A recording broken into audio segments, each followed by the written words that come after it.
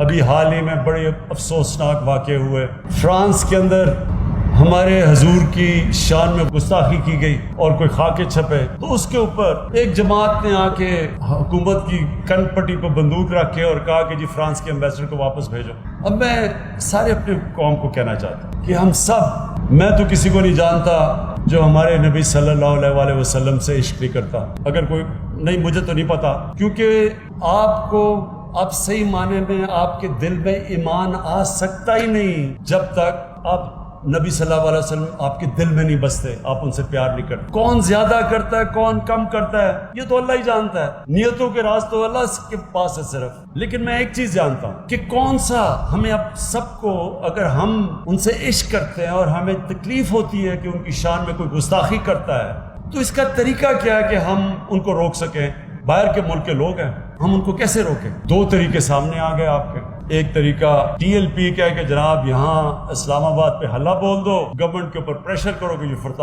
France کے ambassador کو واپس بھیج دیں، یہ ان کا طریقہ ہے۔ مظاہرے کرو، توڑ پھوڑ کرو پاکستان میں، تو کیا اس سے یہ رک جائیں گے؟ فرانس اور یورپ میں جو لوگ اور امریکہ میں جو یہ ان کی شان میں گستاخی کرتے ہیں، کیا یہ رک جائیں گے؟ اور ایک میرا طریقہ ہے اور میری گورنمنٹ کا طریقہ ہے، مقصد ایک ہی ہے۔ ہمیں تکلیف ہوتی ہے یہ جب بھی کوئی ان کی بے حرمتی کرتا ہے، ہم سب کو تکلیف ہوتی ہے۔ طریقہ کیا ہے اس کو ختم کرنے کا؟ ٹی ایل پی کا طریقہ آپ کے سامنے آ گیا۔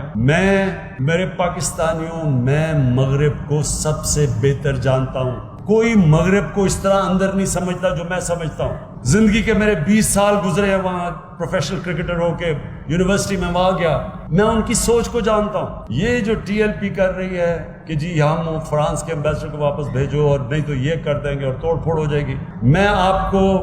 لکھ کے دیتا ہوں 100 سال آپ یہ کر لیں، اس سے کوئی فرق نہیں پڑنے لگا، بلکہ وہ اور کھڑے ہو جائیں گے کہ جی یہ تو قوم بڑی تنگ نظر ہے، ہم تو آزادی رائے کے اوپر، ہماری آزادی رائے کے اوپر یہ اٹیک کر رہی ہے، تو وہ تو اور کھڑے ہو جائیں گے، وہ تو سمجھیں گے کہ ہم آزادی رائے کے اوپر سٹینڈ لے کے کھڑے ہیں، اس کو تو وہ دین سمجھتے ہیں۔ ایک میرا طریقہ ہے اور انشاءاللہ میں آپ کو ثابت کروں گا کہ میرا طریقہ ہوگا جو کامیاب ہوگا، اور وہ طریقہ یہ ہے کہ مسلمان دنیا کے ہیڈز آف سٹیٹ سے ہم بات کریں، ایک ایک ملک سے، جو ہم کر رہے ہیں۔ ابھی شاہ محمود نے 4 دنیا کی فورن منسٹر سے بات کی اور وہ سب متفق ہیں ہمارے ساتھ۔ سارے مسلمان ہیڈز آف سٹیٹ کو ہم اکٹھا کریں گے، ان سے ہم ایک مل کے ایک اپروچ، جو اس اپروچ کے ذریعے ہم جائیں گے یورپین یونین میں اور یونائٹڈ نیشنز میں، اس کا آغاز ہم کر چکے ہیں۔ ان کو ہم کہیں گے کہ دیکھیں، آزادی رائے کے نام پہ 1.25 ارب مسلمانوں کو آپ تکلیف نہیں دے سکتے،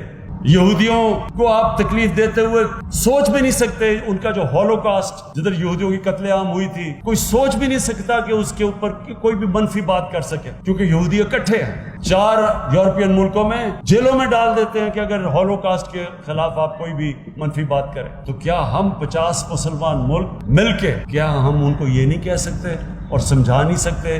کہ آزادی رائے آپ ہر چیز پہ استعمال کریں، لیکن ہمارے نبی صلی اللہ علیہ وسلم کی شان میں آپ گستاخی نہیں کر سکتے؟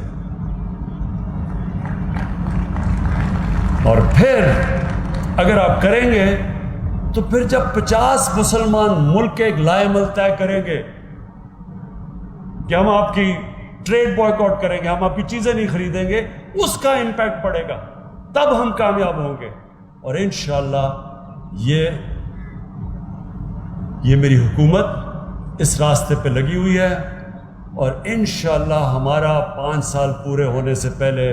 میں اپنی قوم کو خوشخبری دوں گا کہ سارے انہی ممالک کے اندر ہمارا پیغام جا چکا ہوگا، اور ان کے اندر بھی جس طرح یہودیوں کی یہ ان کو تکلیف نہیں دیتے، ان کے دلوں کو تکلیف نہیں دیتے، ہمارے لیے بھی وہ بھی کبھی بھی ان کے ملکوں کے اندر اس طرح کی چیز نہیں ہوگی، اور وہ میرے طریقے سے انشاءاللہ ہم کامیاب ہوں گے۔